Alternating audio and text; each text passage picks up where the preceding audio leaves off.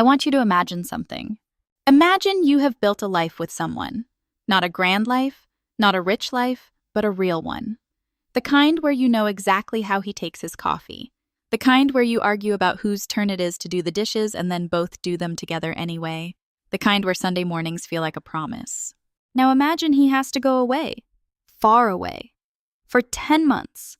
And you agree to stay behind in his family's house because it makes sense on paper. The lease is up, the new house isn't ready, and 10 months isn't forever. Now imagine what happens when the door closes behind him. What I'm about to tell you is the story of Maya Caldwell, a woman who chose love over pride, silence over conflict, and patience over every instinct inside her screaming to leave. I want you to listen closely because the people who suffer the most in this world are often the ones who make it look effortless. But here's what I also want you to know before we begin. This story does not end in suffering. It ends in truth. And truth, as late as it sometimes arrives, always arrives exactly on time. Atlanta, Georgia, early March. The alarm never got a chance to go off. Maya was already awake, already in the kitchen, already standing over the stove in the particular way she had, one hand resting on the counter, the other stirring a pot that didn't need stirring, just something to do while her mind settled into the morning. Outside, the sky over Atlanta was doing that thing it does in early spring. Purple and soft, not yet decided between night and day. The street was quiet. The neighbor's dog hadn't started barking yet.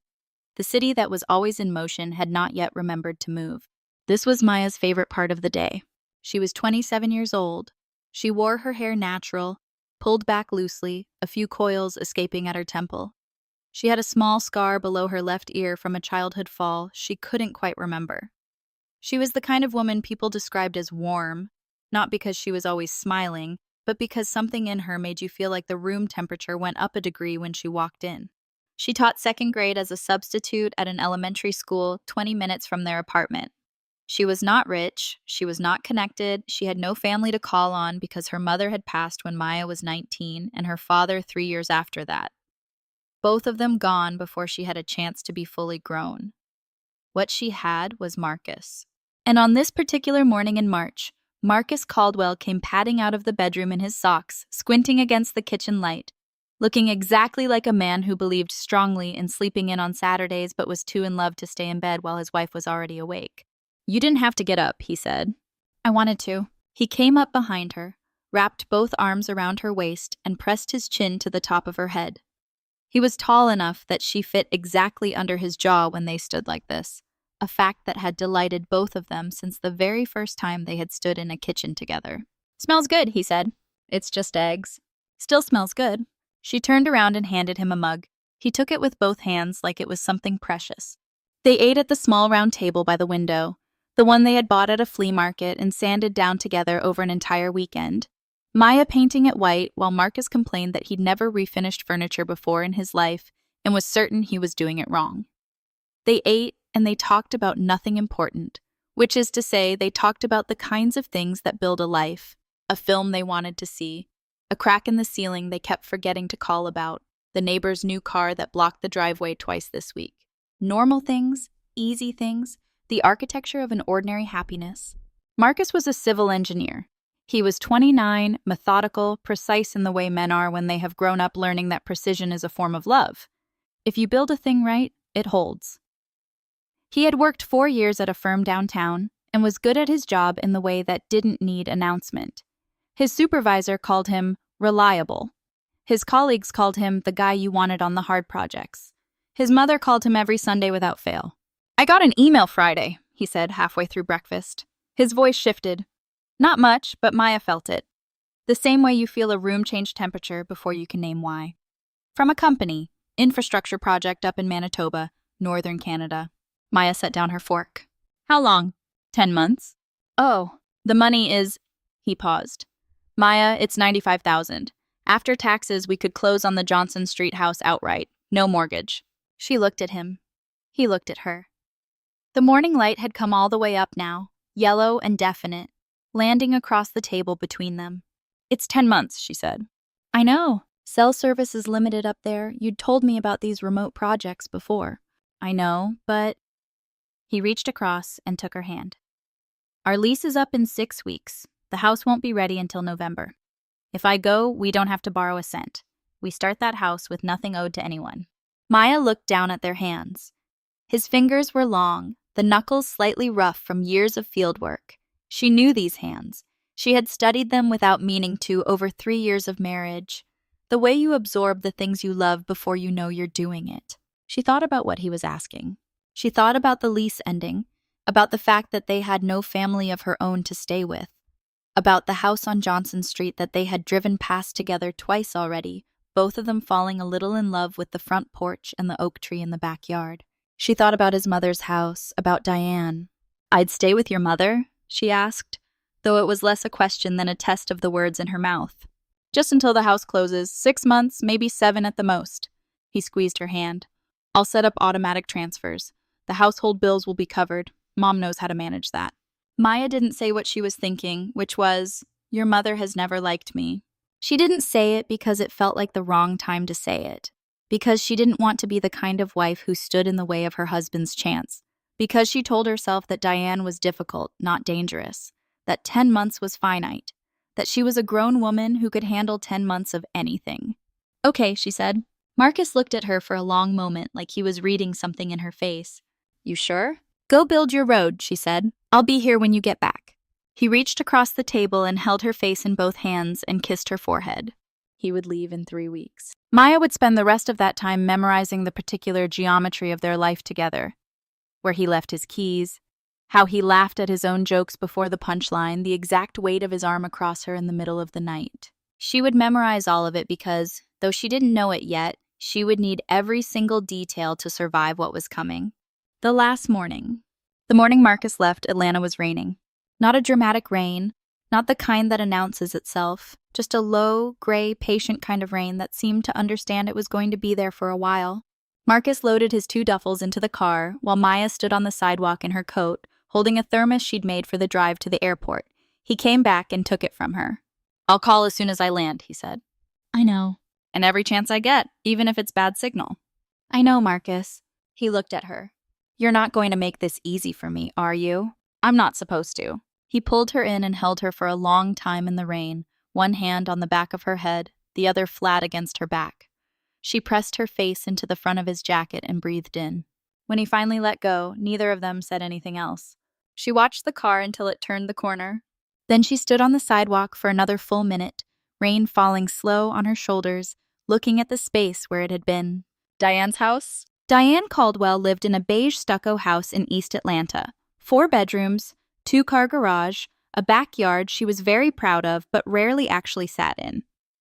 She had worked 30 years as an office administrator for a law firm downtown before retiring at 60.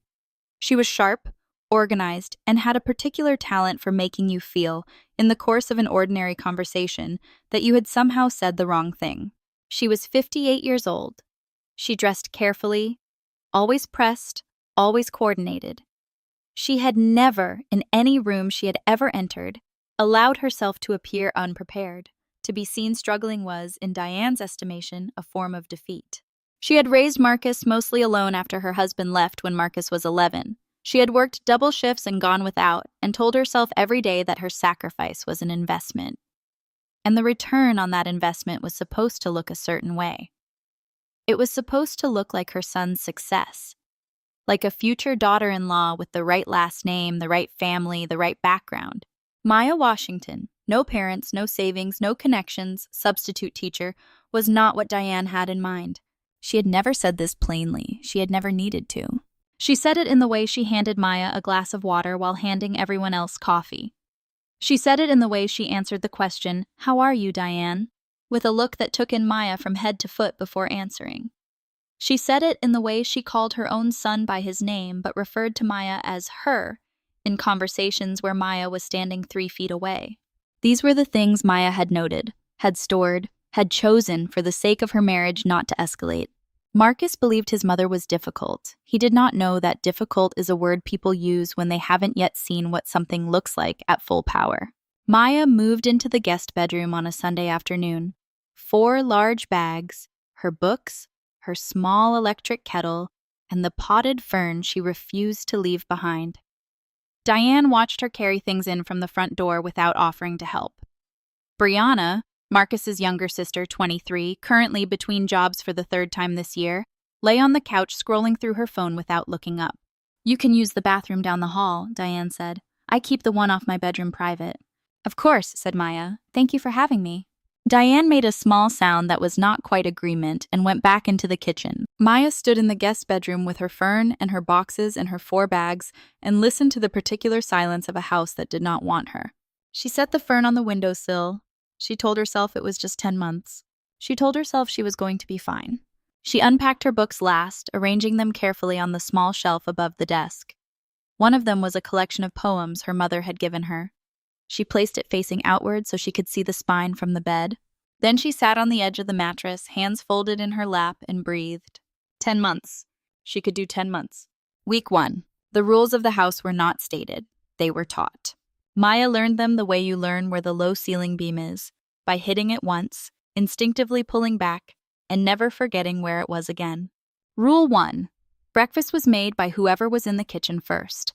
This meant that because Maya woke earliest, a habit from years of school schedules, breakfast was made by Maya every morning. Rule 2. The living room television was Diane's domain. If Maya was watching something when Diane came in, the expectation was that Maya would move. This was never asked directly. It was communicated through the act of sitting down very slowly and very deliberately while making the quietest possible comment about how tired one was. Rule 3. The household finances were Diane's to manage. This one was the one that mattered most. Marcus's automatic wire transfers, a set amount deposited each month into a shared household account, were administered by Diane. She had proposed this arrangement in the 2 weeks between Marcus's departure and Maya's arrival, and Marcus, who trusted his mother completely, had agreed. "She knows how to stretch a dollar," he'd told Maya. "It'll be easier to let her handle the bills." Maya had agreed because agreeing was the path of least resistance, and she had chosen that path deliberately, at least at the beginning. In week 1, she asked Diane for $30 to replenish the household cleaning supplies. Diane opened her purse, took out a 20, and handed it over without counting it out, like a tip. "That should do it," she said. Maya took the 20 and did not say anything about the $10 she made up from her own paycheck. Month 2. By month 2, Maya had a routine. She was up by 5:30. She made breakfast for herself, for Diane, and for Brianna, who ate late and then left the dishes in the sink for Maya to find when she came home from work. She cleaned the kitchen before school and again in the evening. She did the household laundry on Saturdays. She ran errands, grocery store, dry cleaners, the pharmacy where Diane picked up her blood pressure medication, on Sundays. She was working 4 days a week as a substitute. She came home tired, she made dinner tired, she cleaned up tired. On Tuesdays, Marcus would sometimes get through on a call. The signal was inconsistent. He'd described it to her beforehand. "Some days I can talk for 20 minutes. Some days I get 1 bar for about 45 seconds before it drops." She kept her phone face up on the kitchen counter every Tuesday, willing it to ring. When it did, she answered on the first vibration. "Hey, baby?" "Hey." His voice was always slightly different over the bad connection. Thinner, more compressed, like him from a long distance away. "How are you? Tell me everything." She told him the good things. She told him Brianna had started a new online class. She told him the neighbors had planted roses on the left side of their fence. She told him she had been rereading the poetry book her mother had given her and had found a line that kept coming back to her.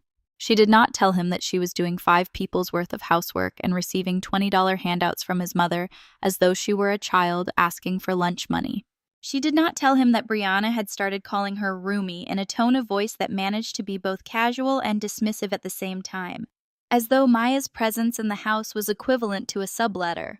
She did not tell him because she had decided, clearly, deliberately, that he was working a grueling job in a remote climate to build their future, and he deserved to call home on Tuesdays and hear that home was okay. She did not tell him because she thought she could manage it. She did not tell him because she loved him in the particular way that sometimes looks from the outside exactly like silence. Month 3. The earrings. It happened on a Thursday. Brianna came storming out of her bedroom the way she did everything, loudly and with great personal drama, holding up both hands as if presenting evidence in a court case. "My gold hoops are gone." Maya was in the hallway, coming back from the bathroom with a bottle of cleaning spray. She looked at Brianna. "I'm sorry? My gold hoops, the ones Mama got me for my birthday last year, they were in the dish on my dresser. Now they're not." I haven't been in your room, Brianna. Well, somebody was. Diane appeared from the kitchen with the specific slowness of a woman who has already decided what she thinks and is waiting for the world to confirm it. What's missing? My gold hoops. I left them right on the dresser. Diane looked at Maya in a way that was not an accusation. Not technically.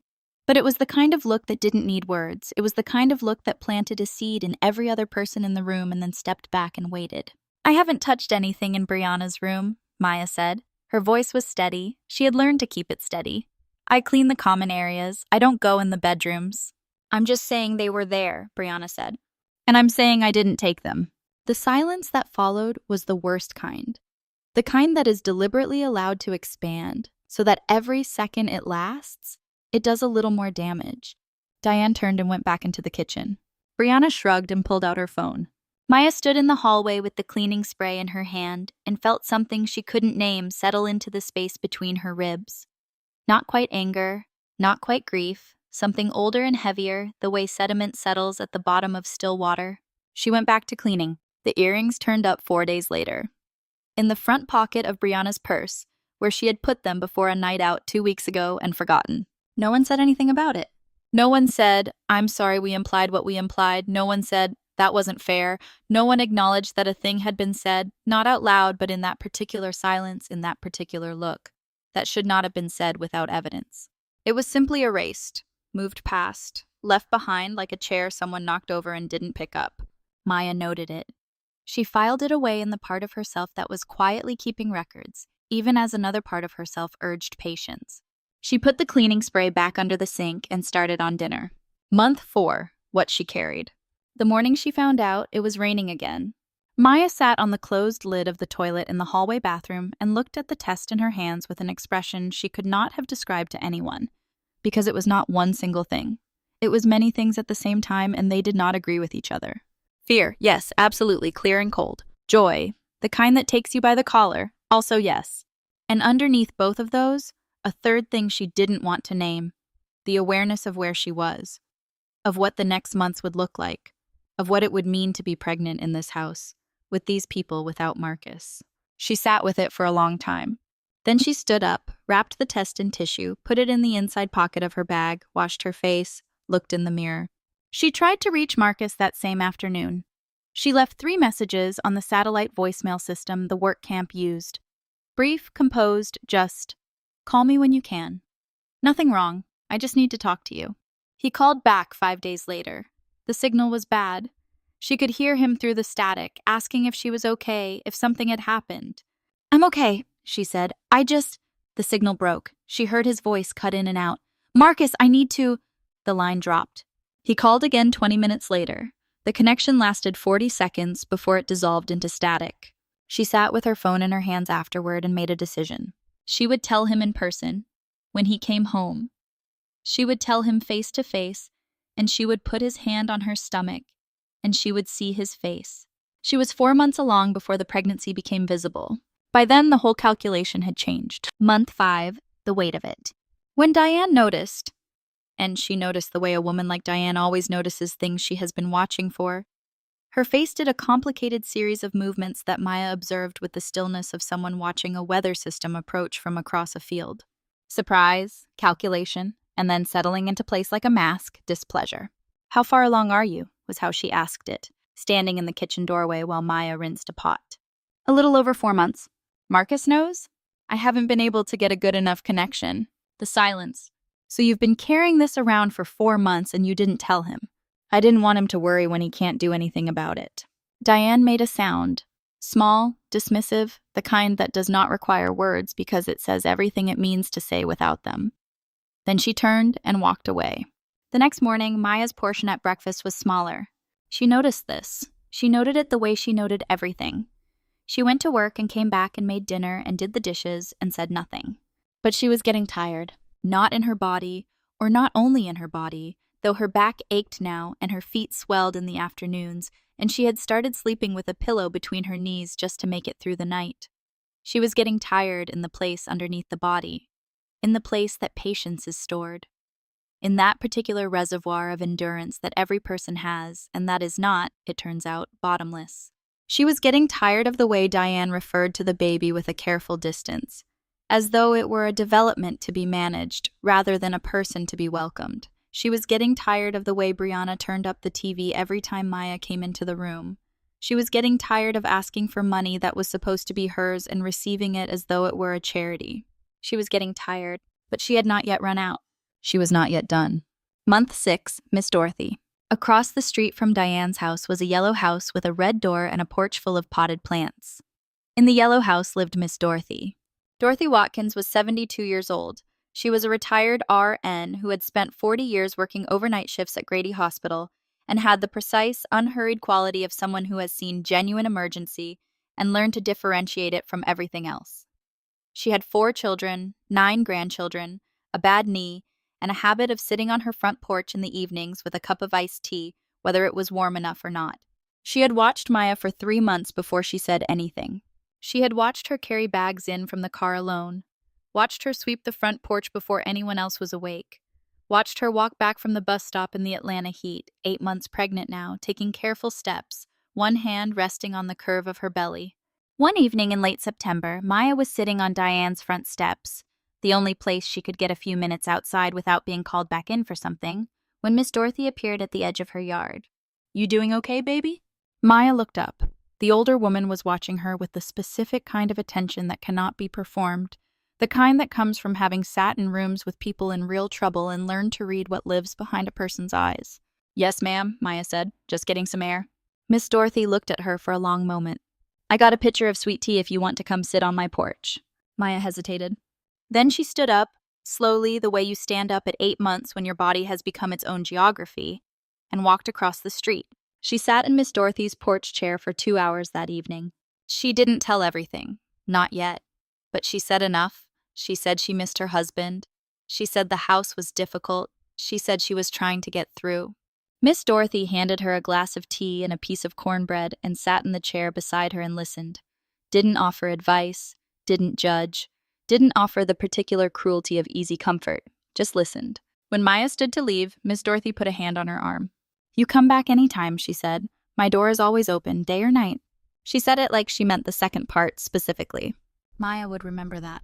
Month 7, the cookout. The Caldwell family had a cookout every Labor Day weekend. Extended family, neighbors, friends, folding tables in the backyard, music from a speaker on the porch, the smell of charcoal and sweet potato pie. Maya had attended every year since marrying Marcus. Without Marcus, she was something other than a wife here. She was an exhibit, a subject of interest, a woman 7 months pregnant at a party without her husband. She held herself together for 4 hours. She deflected questions about Marcus's return with a smile. She deflected questions about the baby with a smile. She sat at the edge of the tables and ate and was gracious to people who were genuinely kind and gracious to people who were not. And then, near the end of the afternoon, she heard it. She was inside, getting a glass of water, and the kitchen window was open. Diane was standing near the side yard with 2 women Maya recognized as longtime friends, women who had known the Caldwell family for decades. She heard her name. She stopped. "Don't know what Marcus was thinking, leaving her here, honestly." "She manages all right. She's not lazy, I'll say that." "It's just," Diane's voice lower now, "when a man is away that long and a woman has no family to keep her grounded." A pause. "And you just never know what fills that time." Maya stood at the kitchen counter with a glass of water in her hand and heard the implications settle into the room around her like smoke. She put the glass down. She went back outside. She sat with a slight smile on her face and talked to people and did not let a single thing she was feeling get any further toward the surface than the back of her throat. But inside, in the place where patience lived, something cracked. Not broke, not yet. Cracked. Month 8, the night it ended. It was a Wednesday in October. The baby was due in 3 weeks. Maya had just finished washing the dinner dishes when Diane came to stand in the kitchen doorway. She was in her robe, which meant it was personal. She came in her robe when she intended something to stay in the house. "I spoke to Marcus yesterday," Diane said. Maya's hands stilled under the water. "I didn't know you had gotten through." "I called the camp's main line. There's a landline for emergencies." She paused. "I let him know there had been some difficulties." Maya turned off the water, turned around. "What kind of difficulties?" Diane's expression was precise, chosen. "I told him things had been tense, that you've been hard to live with." Maya looked at the woman for a long moment. "I have been nothing but respectful in this house." Respectful. Diane let the words sit. You moved into my house, you used my resources, you walked around here for 8 months like you were doing me a favor by being present. I did the cooking, cleaning, errands, and grocery runs. I used my own paycheck when the household money wasn't released. I have not once raised my voice in this house. And now you want credit for basic decency. The silence between them was not empty. It had weight. It had a temperature. Maya, Diane's voice shifted, lower, flatter. Marcus is coming home in 2 months. I want this house settled before he gets back. I think it would be better for everyone if you made other arrangements before then. Maya stared at her. You're asking me to leave. I'm telling you what I think is best. I'm 3 weeks from my due date. There are resources. This is my husband's money paying for this roof. The account you have been controlling for 8 months belongs to Marcus, not to you. Her voice had not risen. She had worked too hard at stillness for it to rise now, but it had gone very still and very clear, the way water goes before ice. You know that. Diane met her gaze, and in that gaze, Maya saw what had been there from the beginning, not merely dislike, but something more calculated. The look of a woman who had already decided the outcome and was simply waiting for the other person to accept it.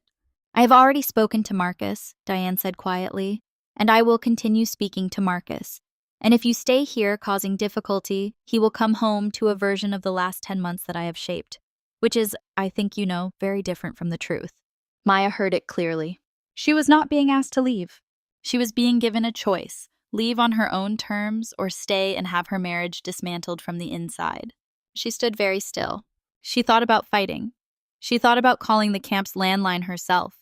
She thought about what Marcus would believe, his wife, whom he loved, or his mother, who had raised him. And in that moment, in the flat fluorescent light of Diane's kitchen, 8 months pregnant and more alone than she had ever been, Maya made a decision. She would not fight on this ground. She would not let this woman take anything else from her. She went to the guest bedroom. She packed 3 bags, methodically, efficiently, the things that mattered most. Her books, her mother's poetry collection, the tiny clothes she'd bought and folded and kept in a drawer, her documents, her paycheck stubs, her bank records. She left the fern on the windowsill. It was 10:45 at night when she walked out the front door. The October air was cold, Atlanta cold, not the deep cold of places that know winter, but a damp, quiet cold that got into the joints and stayed. Maya stood on the sidewalk with her 3 bags and looked up and down the empty street. She knew one place. She crossed the street and knocked on the red door. Miss Dorothy opened it in 40 seconds, like she had been waiting, or like she had never fully gone to sleep, or like some part of her had known that if she left the porch light on long enough, Maya would eventually come across. She looked at Maya, at the bags, at the woman 3 weeks from delivery standing in the cold with nowhere else to go. She didn't say, "I told you so." She didn't say, "Oh, honey." She didn't say anything designed to make herself feel wise. She stepped back, opened the door wider, and said, "Come inside." 3 weeks later, in a delivery room at Grady Hospital, Maya gave birth to a boy. 7 pounds, 2 ounces, a full head of hair, lungs that announced themselves to the entire floor. Miss Dorothy was in the waiting room. She was the one who came in afterward, the one who sat beside the bed, the one who held Maya's hand while Maya held her son for the first time. Maya looked down at him, at the absolute impossible fact of him, at the particular way he held his hands already, like his father. She named him Elijah Marcus Caldwell. What Maya did not know, what no one had told her, was that Miss Dorothy had a nephew. His name was Raymond, and Raymond Caldwell was Marcus's uncle. What Maya did not know was that Miss Dorothy, who paid attention to everything, had been paying attention to this for 8 months, and that she had already made a phone call. November, Atlanta Hartsfield-Jackson Airport. The flight from Winnipeg landed at 2:17 in the afternoon. Marcus Caldwell came through the terminal with a duffel bag over each shoulder and the particular gait of a man who has been working outside for 10 months and is not yet adjusted to being back in a world of escalators and overhead announcements and people in clean shoes. He was leaner than he had left. His face carried more weather in it. But his eyes, the second he stepped through the arrival doors into the main concourse, were doing what they always did, looking for her. He pulled out his phone, no missed calls. He called Maya's number. Straight to voicemail. He frowned, called again. Voicemail. He told himself there was a simple explanation. Phone died. She was busy. She hadn't seen the flight alert. He had been out of contact for the last 3 weeks while the project wrapped up, Maybe she hadn't known the exact day. He got a rideshare to his mother's house. Diane was in the living room when he walked in. She was dressed, sitting upright, like someone who had been waiting. "Baby." She stood and opened her arms. He hugged her. Over her shoulder, he looked around the room. "Where's Maya?" Diane sat back down. She folded her hands in her lap. She had the expression of a woman about to deliver difficult news with great reluctance. "Marcus," she said, "sit down." He didn't. "Where is my wife?" "She left." Diane's voice was measured, prepared. "A few weeks after you went away, she started getting difficult. Moody, rude to me and Brianna. Then about 6 weeks ago." She paused, as if gauging the weight of what she was about to say. "She just packed up and went. I don't know where she went. She wouldn't tell me." Marcus stood very still. "She left. She packed her things and walked out. I tried to call her after, but she wasn't picking up. She's 9 months pregnant, Mama." "I know that. Marcus, I know. I'm just telling you what happened." Her voice softened into something she was trying to make sound like maternal grief. "I think maybe the stress of everything, being alone, the pregnancy, I think it got to her. I tried to give her what she needed, but she wasn't." "What did you do?" The question came out quietly, not as an accusation, not yet, as a genuine inquiry. But it landed in the room with the flatness of something that is done performing and is now just asking. Diane looked at him. "Marcus, I am your mother." "What did you do?" Brianna appeared in the hallway door, looked at Marcus, said nothing, looked at her phone. Marcus picked his bags back up. "I'm going to find her." "Marcus!" He was already walking toward the door. What he knew and what he didn't. In the ride share to a hotel, he couldn't stay in that house, not yet, not until he understood. Marcus sat in the back seat and thought about what he knew. He knew Maya had not called him in 6 weeks. He had told himself the project's communication blackout explained it. He had told himself things were fine because he had needed to believe things were fine in order to finish the job, in order to not lose his mind in a work camp in northern Manitoba, imagining his pregnant wife alone for 10 months in his mother's house. He knew that the last time he had spoken to his mother, 2 weeks ago, from the camp's landline, she had said something he had almost set aside but hadn't quite. She had said, "Things have been strained. Maya's not always easy to get along with." He had taken that at face value because Diane's house was difficult for anyone, and because he had been standing in a phone booth at a work camp with 18 minutes of connection time, and because he had not yet come home to see what he needed to see. He also knew one other thing. He knew his wife. He knew that Maya Washington, who had buried both parents before she was 23, who had finished college working night shifts at a diner, who had built a life from scratch without a net under her, was not a woman who ran away. She was a woman who held, who stayed, who sometimes held so long it looked from the outside like she wasn't feeling anything. The story his mother had told did not have Maya in it. He called Uncle Ray. Raymond Caldwell picked up on the second ring. Uncle Ray was 62, and he was the one Caldwell who had not inherited Diane's particular gift for selective memory. He had been Marcus's father's younger brother. He had shown up at Marcus's graduation.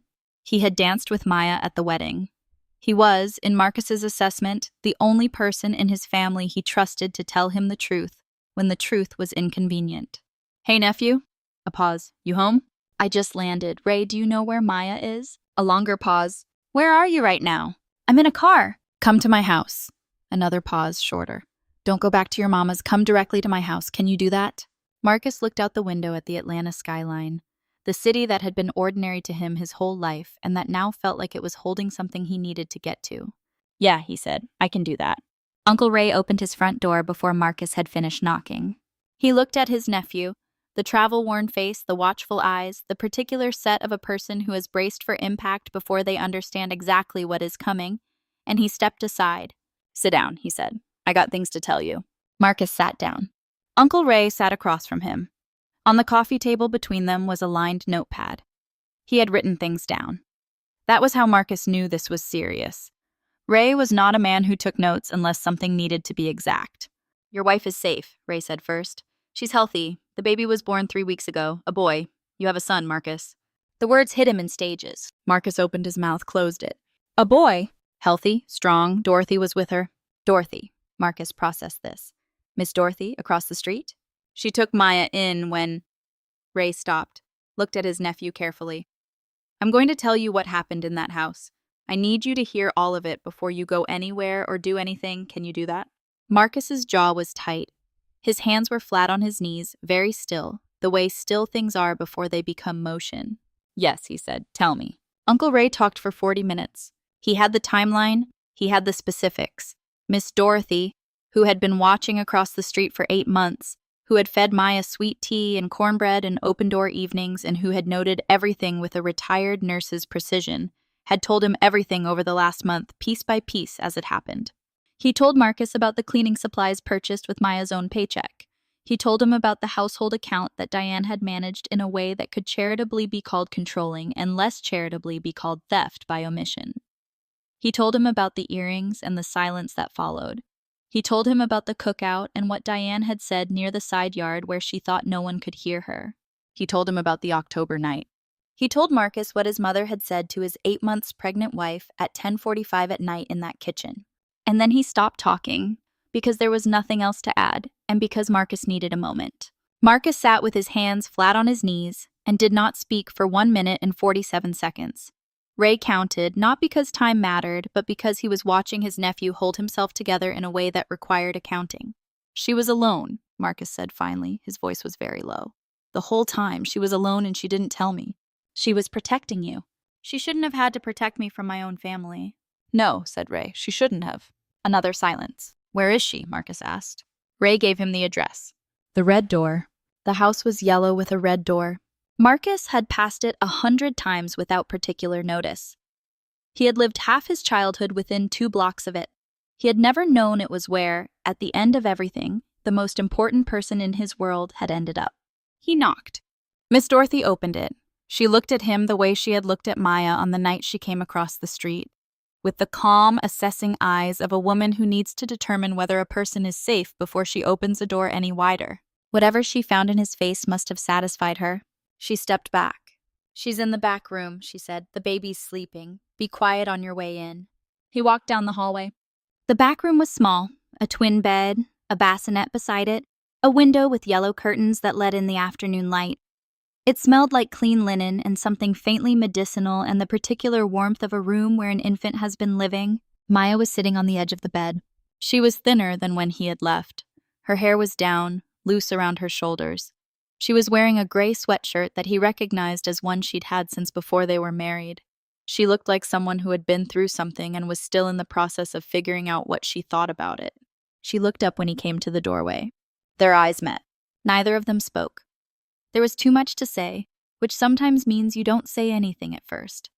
You just stand in the same space as the person, and let that be the beginning of whatever the language will eventually have to follow.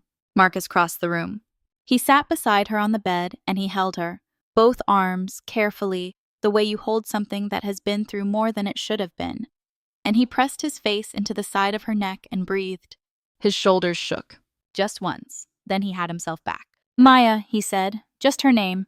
But in the same way she had memorized him, in the same way she had stored his laughter and the weight of his arm and the exact coffee order, he put everything into it.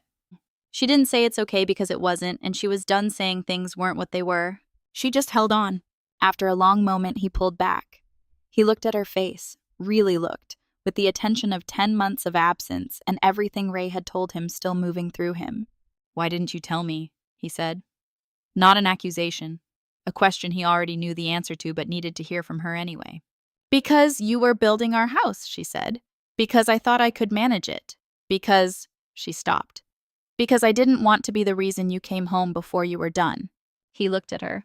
Maya, I know. You're not a reason for me to stay away. You're the reason I do anything. She looked down. He put his hand under her chin and lifted it gently so she had to look at him. Where's my son? He asked. She turned. In the bassinet beside the bed, Elijah Marcus Caldwell was asleep in a blue onesie, both fists curled near his face, completely unaware of the magnitude of the moment he had just been born into. Marcus looked at him. He didn't speak. His hand reached out very slowly, and he rested 2 fingers, just 2, like the world might break if he used more, against his son's small cheek. Elijah stirred. His eyes opened. Not fully, not really. The half-awake haze of a 3-week-old who has not yet learned to distinguish between the world and sleep. He looked at the face above him with the uncomplicated attention of something that has only ever known warmth.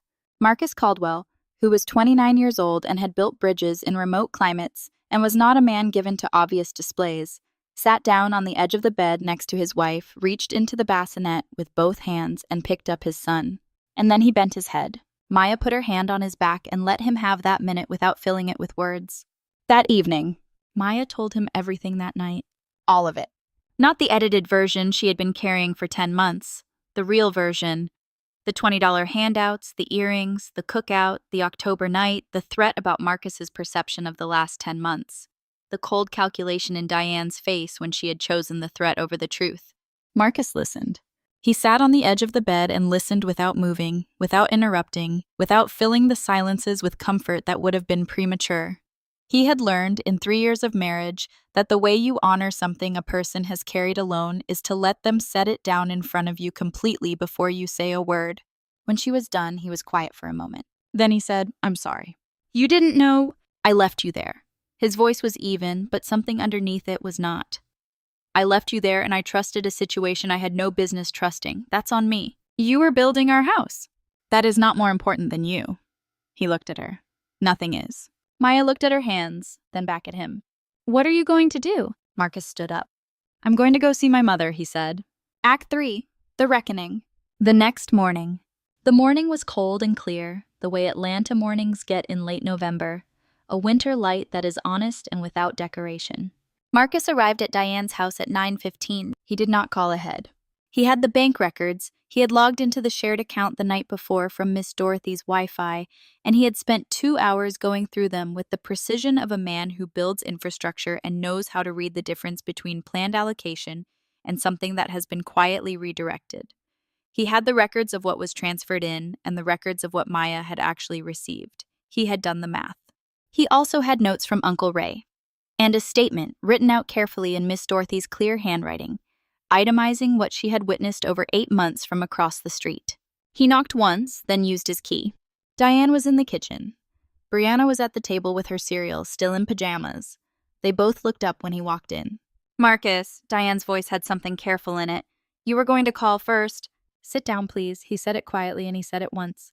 Something in his tone was different from anything either of them had heard from him before. It was not loudness. It was not the hot, familiar anger of family argument that everyone knows how to weather. It was something colder and more deliberate than that. The temperature of a decision already made. Diane sat. He sat across from her. He placed his phone on the table. He placed the printed bank records beside it. He placed Miss Dorothy's written statement beside those. "I want to go through some things with you," he said. "Marcus, if someone has been filling your head with—" "The bank records are the bank records," he said. "They don't have an agenda." He slid the papers toward her. "I transferred $9,000 over the course of 8 months for household expenses. Of that amount, Maya received approximately $1,200. The rest was managed by you. I'd like to know where it went." Diane's face remained composed, but her hands, which had been folded on the table, tightened slightly. "Household bills. I paid the mortgage separately. I paid the utilities separately. Those are not in this account." He watched her. "So I'm asking about the remainder." Silence. He picked up the phone, pressed play on a recording. Uncle Ray's voice filled the small kitchen, Ray speaking to Miss Dorothy, Miss Dorothy's voice describing the night of October, Diane's exact words at the cookout, the earrings incident, and the silence that followed it. Brianna had stopped eating her cereal. When the recording ended, Marcus put the phone down. "I'm not interested in a conversation that involves reframing what happened," he said. "I'm not here to argue about it. I know what happened. I have known what happened since last night. I came here to tell you what I've decided." Diane opened her mouth. "Mama," soft, definitive. "Please let me finish." She closed it. "The money that was misdirected, I'll deal with that separately and quietly. What I care about this morning is something else." He folded his hands on the table. "You told my pregnant wife at 10:45 at night to leave your house. You threatened to shape my perception of the last 10 months if she stayed.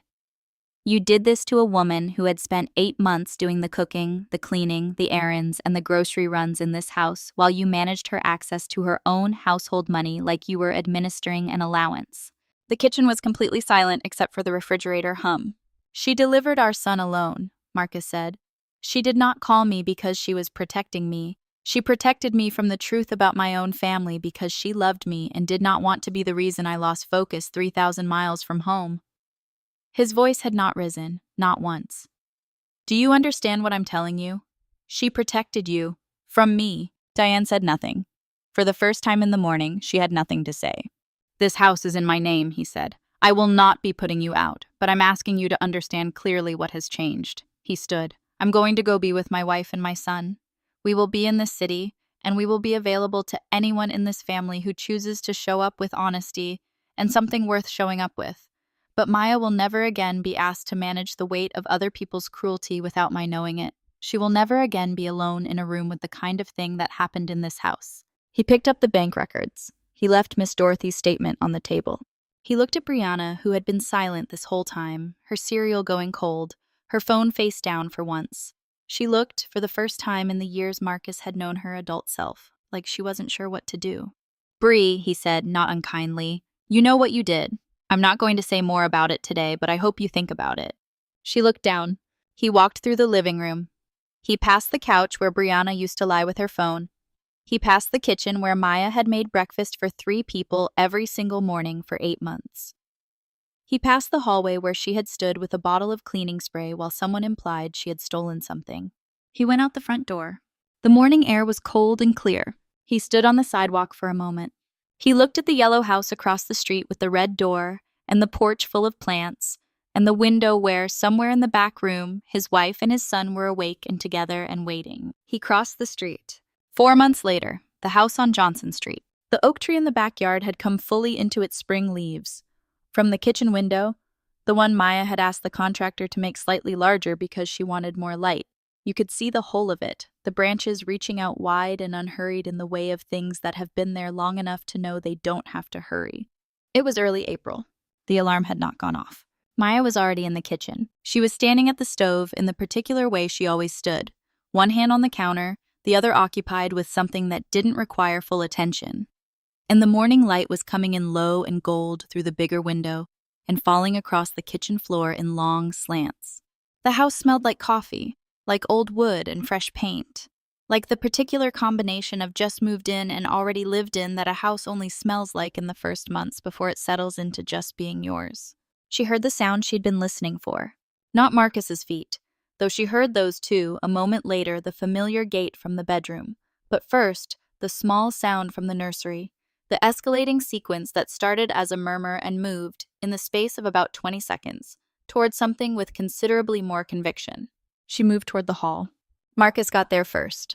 She stood in the nursery doorway and watched her husband pick up their 4-month-old son. Elijah Marcus Caldwell, who weighed 14 pounds now and had opinions about everything, and had recently discovered that the faces of adults were, for some reason, an inexhaustible source of amusement.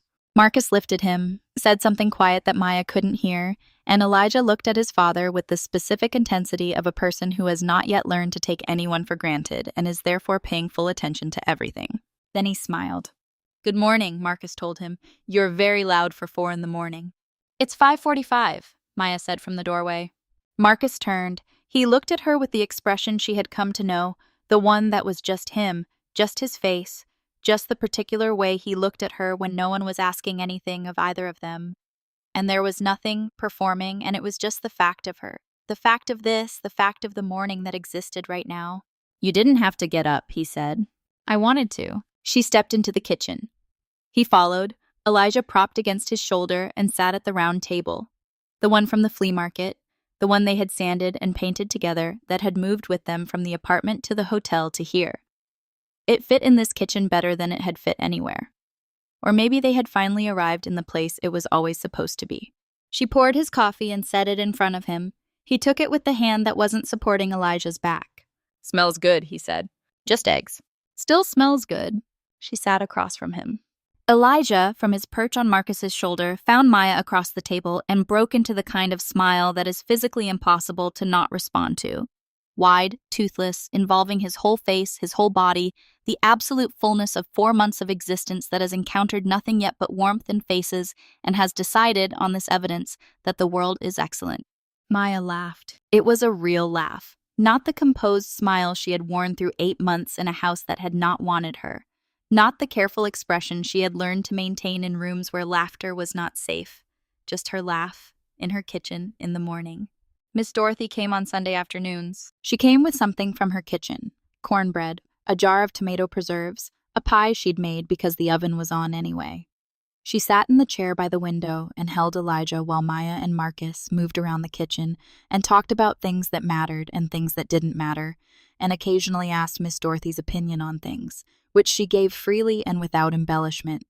On the first Sunday she came to the new house, she walked through the front door and stood in the living room and looked around. At the bookshelves Marcus had built along the whole south wall, at the family photos Maya had finally unpacked and arranged, at the oak tree visible through the back window, at the round table in the kitchen that she recognized from across the street. And she said nothing for a moment. Then she said, "This is the right place." She meant the house. She may have meant more than the house. Maya gave her the baby and went to make coffee, and Miss Dorothy held Elijah against her chest the way she had held babies for 40 years as a nurse, and murmured something to him that Maya from the kitchen could not hear. But she could see the old woman's face. She could see the particular peace in it. They did not speak often about what had happened. It was not that they couldn't. They had talked at length over many late nights when Elijah finally slept, about all of it. They had gone through it together the way you clean out a wound, thoroughly, without looking away, accepting that it would take time. Marcus had transferred the accounts. He had handled the financial piece quietly and without ceremony, and the numbers had been made right. He had not spoken publicly about what had happened. He had not made the thing larger than it needed to be. He had, on one occasion, taken Diane to coffee alone and had that conversation. Not the morning after conversation in the kitchen, but the one that came later when the shock had settled and something more honest was possible. He did not report back to Maya what was said in detail. He said only, "She knows what I know. She knows what's expected if there's going to be any relationship with Elijah." Time would tell what Diane chose to do with that. There are people who, when confronted with the truth of what they've done, choose to do the hard work of becoming someone who could have done otherwise. There are people who don't. The Caldwells would learn over months and years which kind of person Diane was. Either way, it was no longer Maya's weight to carry. One evening in April, Elijah was asleep. The house was the particular quiet of an April evening. Not silent because no house with life in it is silent, but hushed, the way things get when the day has been good enough that no one needs to fill the quiet with anything. Maya was sitting on the back porch looking at the oak tree. Marcus came out and sat beside her. He had 2 cups of tea. He handed her one. They sat. The oak tree moved slightly in the evening wind. One of the neighbors was grilling somewhere. The smell of charcoal came across the fence, unhurried and warm. "What are you thinking about?" Marcus asked.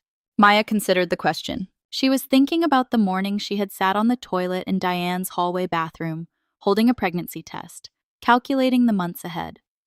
She was thinking about a $20 bill held out like a condescension. She was thinking about a fern left on a windowsill because she had been carrying too much to take it. She was thinking about a red door opening in the dark. She was thinking about what it costs to be the kind of person who holds, who stays, who carries without complaint. She was thinking about whether the cost was worth it, and she had arrived over many nights and many cups of tea at a complicated answer. Not yes, it was all worth it, not the clean television resolution, but something more honest, that the person she was, the person who had held without breaking, who had chosen her husband's peace over her own pride, who had crossed a street in the dark to a red door rather than collapse. That person was not made in the hard months. She was already there. The hard months had simply illuminated her, the way fire illuminates what it touches, and she had come through it with her son, her husband, and her own self intact. "The oak tree," she said finally. Marcus looked at it. "What about it?" "It's been here longer than anything else on this street, longer than the houses, longer than anything." She wrapped her hands around the mug. "I like knowing that." He looked at her. Then he looked at the tree. "Yeah," he said, "me too." They sat in the quiet until the stars came out. There is something the world does not always tell us about the women who hold. It tells us they are strong. Sometimes it even says this admiringly. It says, "She is so strong, she kept going, she endured." And it means well when it says this. But what it misses, what it always misses, is the question of why. Why did she have to be strong? What was she being strong against? And who decided that endurance was the price she had to pay for the life she deserved to simply have? Maya Caldwell was not strong because strength was her nature. She was strong because the situation demanded it, and she rose to meet the demand because she had built herself that way from the time she was 19 years old and understood that no one was coming to build a floor underneath her. But here's what I want you to remember. She also crossed a street. She also knocked on a red door. She also told the truth when the time came to the person who was owed it. She did not stay silent because silence was right. She stayed silent because she was calculating. And when the calculation changed, when the man she loved came home and she finally had someone to set it all down in front of, she set it all down, every last piece of it. Strength is not the refusal to need anything. Strength is knowing when to hold and knowing when to finally put it down. Elijah Marcus Caldwell will grow up in a house with an oak tree in the backyard and a round white table in the kitchen, and a mother who laughed genuinely when she put him down on the floor and watched him discover that his hands could grab things. He will grow up knowing, in the wordless way that children know the quality of their world, that the people around him are true.